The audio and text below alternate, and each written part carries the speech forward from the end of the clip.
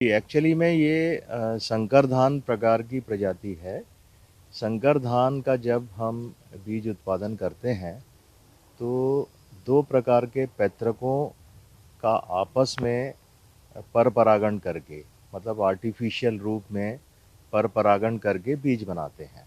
तो उसमें एक जो है नर लाइन होती है, जिसको हम एक्चुअली में आर लाइन बोलते हैं।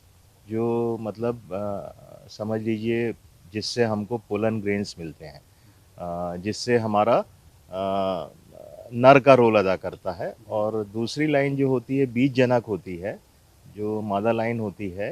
बीज जनक एक्चुअली में एक प्रकार की कोशिका द्रव्य आनुवांशिक स्तर की लाइन है। ये जो है नरबंध्य, एक्चुअली नरबंध्य होती है, मतलब इसमें पोलन्स नहीं रहते। नर भाग जो है वो होता तो है लेकिन उसमें फर्टिलिटी नहीं होती।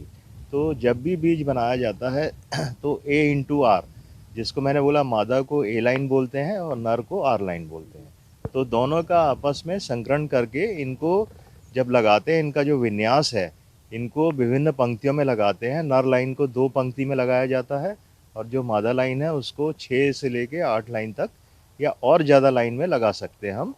फिर आपस में एक प्रक्रिया होती है, पर परागण करके इसका संकर धान का बीज बनाया जाता है। छत्तीसगढ़ में जो अभी हम लोग ने जो सूटेबल जो उपयुक्त क्षेत्र हैं वो धमतरी, क्योंकि ये समर में ही होता है, रबी समर। तो रबी समर का जो मौसम है इसके लिए उपयुक्त माना जाता है। तो जो धमतरी का लोकेशन है, धमतरी क्षेत्र में पानी की सुविधा है अच्छी, वहाँ डैम है।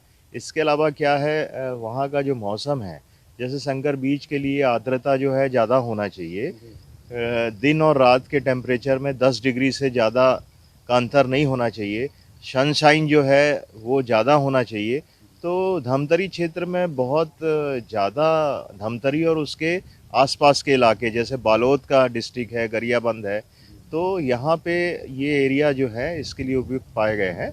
अन्य अन्य जो क्षेत्र हैं वहाँ पे भी छोटे लेवल पे किसान भाई लगा रहे हैं। लेकिन ये बात ध्यान रखने योग्य है कि पहले से वहाँ पे अगर जहाँ संकर धान बीज उत्पादन लेना है तो वहाँ पहले से हमारे उसकी पूरी जो पुष्पन है, पुष्पन की अवधि दोनों पंक्तियों की, दोनों में क्या सामंजस्य होता है, क्योंकि बीज बनने के लिए सामंजस्य आवश्यक है दोनों पंक्तियों में, नर और मादा लाइन में।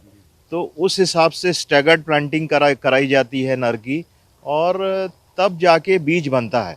तो पहले से जो अध्ययन जो है, स्टडी, वो आवश्यक है इसके लिए। अनुमानतः मेरे हिसाब से यहाँ 5000 से ज़्यादा एकड़ है जो एरिया है। और प्रति एकड़ देखिए इसका उत्पादन, क्योंकि संकर बीज है, इसका उत्पादन बहुत कम आता है। अगर 1 टन भी हम मान लें, मतलब 10 क्विंटल तक मान लें, तो वो बहुत अच्छा माना जाता है प्रति एकड़।